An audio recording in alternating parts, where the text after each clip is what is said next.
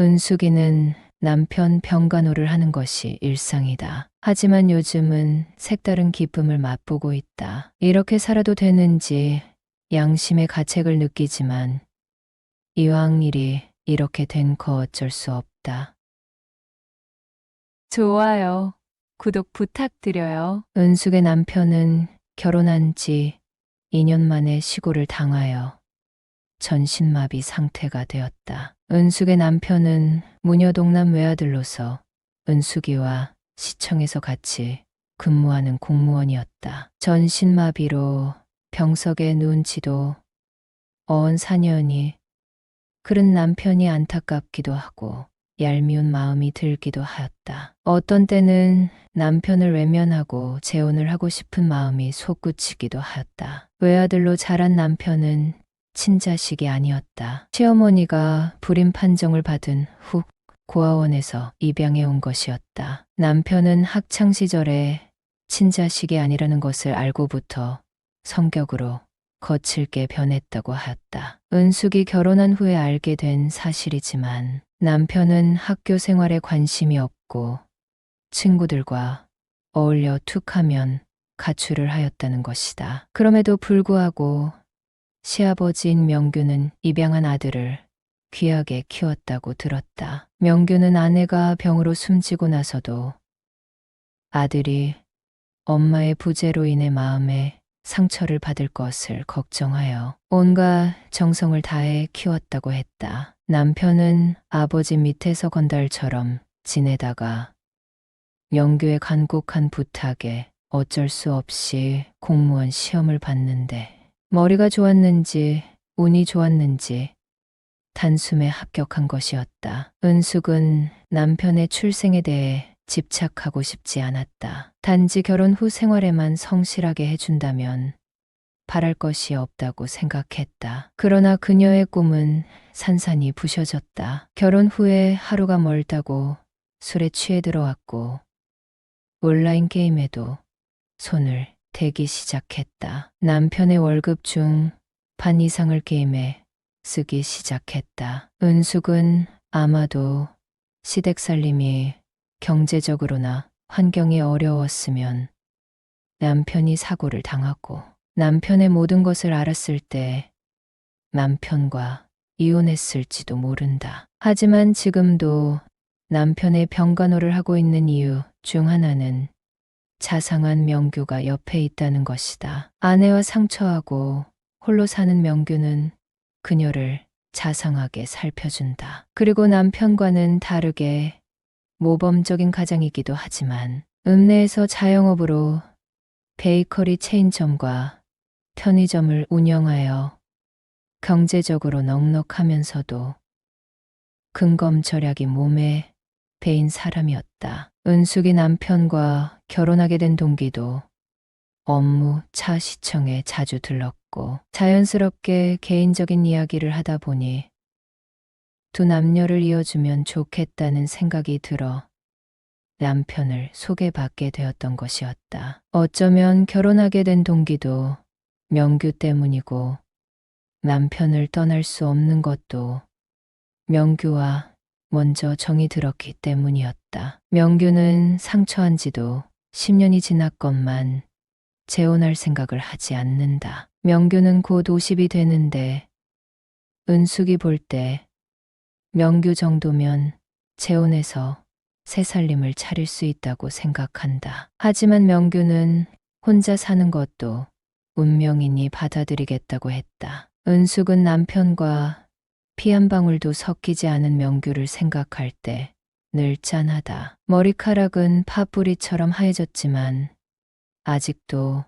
훤칠한 이목구비와 건장한 체구, 몸 관리를 잘 해 뱃살도 없다. 그리고 언제나 매너 있고 긍정적이어서 지인들로부터 호감을 받는데도 다른 여자를 맞이하여 제2의 인생을 시작하려는 욕심이 없는 것이다. 시아버지라고는 하지만 남편과 피 한 방울 섞이지 않은 탓에 은숙은 명규가 낯설게 느껴졌다. 그녀를 알아보지도 못하는 남편을 극진하게 간호하는 그녀를 생각하는 또 다른 남자와의 동거 생활이었다. 명규는 집안에서 남자가 해야 할 모든 일을 담당할 뿐만 아니라 집안일도 꼼꼼하게 한다. 은숙은 집안일을 하면서 점점 명규를 의식하게 되었다. 집안에서 명규와 마주치는 일이 많아지면서 뒤통수가 따가울 때가 있다. 흠칫 놀라 뒤를 돌아보면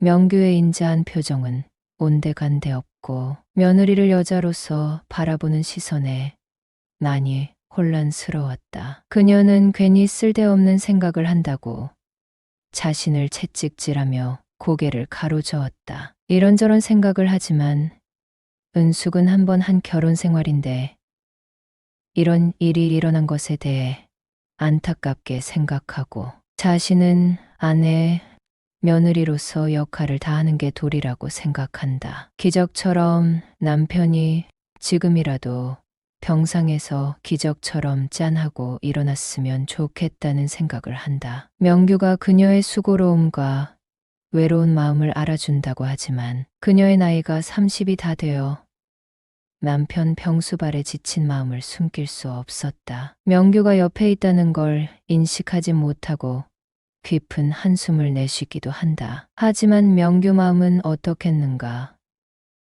그는 복잡한 마음을 숨기고 애써 밝게 지내려고 하는데 말이다. 은숙은 잠을 못 이루고 헤매는 밤도 늘어갔다. 저녁 식사를 하는 동안에도 명규는 아들의 몸 상태보다는 며느리를 염려하는 말이었다. 내 아들이 사고를 당해 너까지 이렇게 고생하고 있으니 내 몸이 걱정되는구나. 저는 괜찮아요. 여러분은 써리모의 영상을 재미있게 듣고 계십니다. 아버님 명규의 애정이 담긴 말과 온화한 눈빛은 그녀의 피로를 풀어주는 것 같았다. 명규는 자신의 말에 눈웃음을 짓는 며느리 은숙의 모습을 보고 마음이 무척 답답하면서도 뿌듯했다. 어려운 상황에서도 명규에게 예의를 다하는 그녀의 모습에 오래전에 세상을 달리한 아내가 생각났다. 그의 아내도 그녀처럼 맑고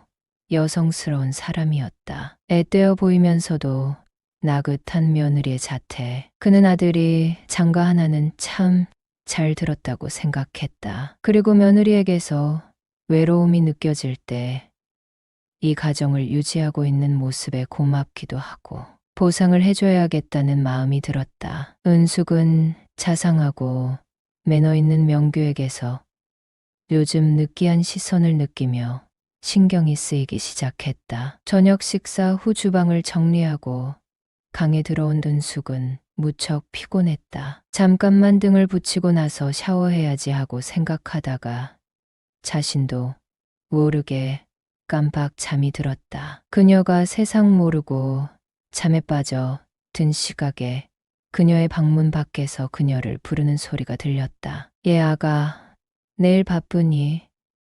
그녀의 방문 앞에 서 있는 것은 명규였다. 은숙은 종일 근무에 계속되는 병간호 탓인지 방문 밖에서 명규가 자기를 부르는지도 모르고 곤하게 잠이 들어 있었다. 이민우가 그녀를 또 다시 불렀다. 예, 내일 내가 해줄 일이 있는데.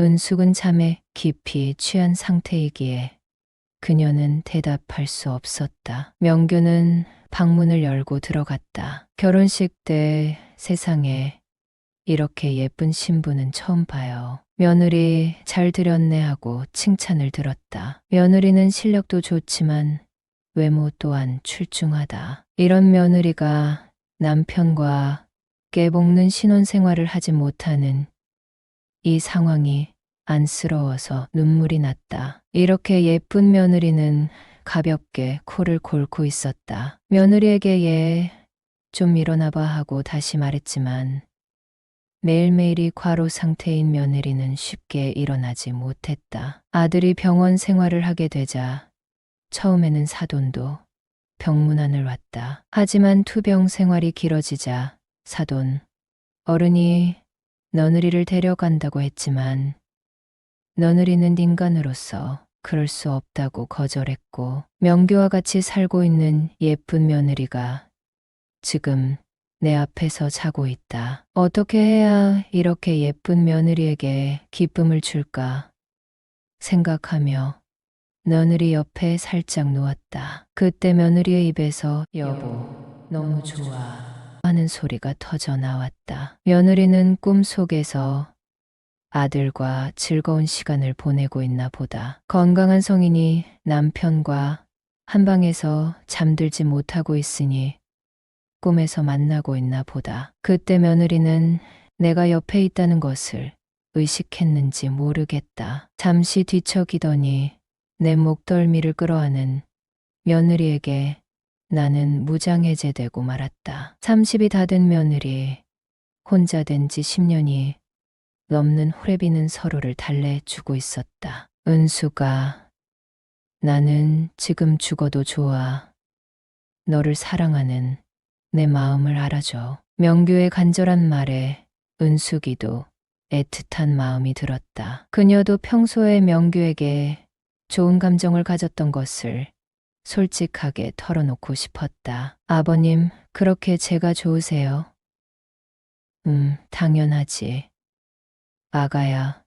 은숙의 눈동자에 눈물이 맺혔다. 바로 눈앞에 있는 남자가 시아버지로서가 아니라 평생 함께 살고 싶은 남자로 받아들이고 싶을 정도로 측은했다. 은숙은 힘든 상황에서도 본능적으로 외로움을 느꼈고 명규의 자상함에 조금씩 끌리기 시작했다. 명규와 이런 일이 있다니. 하지만 이 순간은 아무것도 생각하고 싶지 않다. 은숙은 조용히 입을 열었다. 아버님, 아들은 정말 안 됐어요. 아까 병원에서 들었는데 이달을 못 넘긴대요. 남들이 뭐라고 하던 저는 이 집에서 죽을 때까지 살 거예요. 그날 이후로 은숙이와 명규는 한 방을 썼다. 남편을 생각하면 미안한 마음이 앞서지만 은숙이는 명규를 밀어낼 생각이 없다. 입양한 아들을 온 정성을 다해 키운 명규,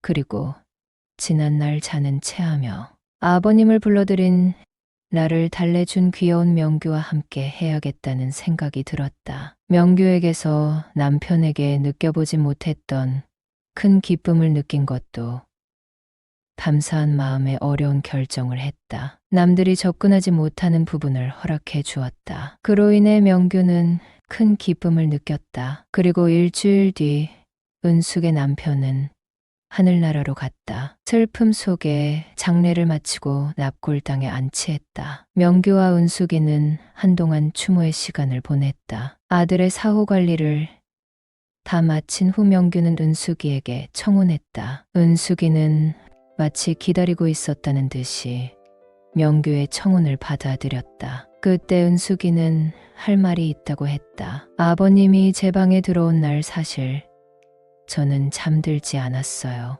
아버님을 기다리고 있었어요. 그때 자는 체한 건 다 연기였어요. 라고 했다. 명규는 사실 며느리가 잠드는 지 매일 며느리 방문 앞을 서성였다고 고백했다. 그 두 사람은 그 지역에서 그대로 살기가 뭐해. 은숙은 근무지 변경을 요구했고 살던 지역에서 2시간 떨어진 곳으로 발령받았다. 명규는 운영하던 가게 2군데를 정리하고 이사한 지역의 작은 건물을 사서 월세를 받게 되었다. 그 동네 사람들은 그들에게 관심이 없다. 혹여 누가 둘이 무슨 관계냐고 물으면 나이 차이가 많이 나죠. 우리 부부예요 라고 하고 웃을 뿐이었다. 그 둘은 더 이상 배우자를 먼저 보내지 않기 위해 서로를 끔찍하게 챙겨준다. 누가 당신들의 최종 목표가 무엇이냐고 묻는다면 우리 둘 사이에 예쁜 아이 하나 낳아서 물고 빨며 키우는 거예요 라고 대답한다.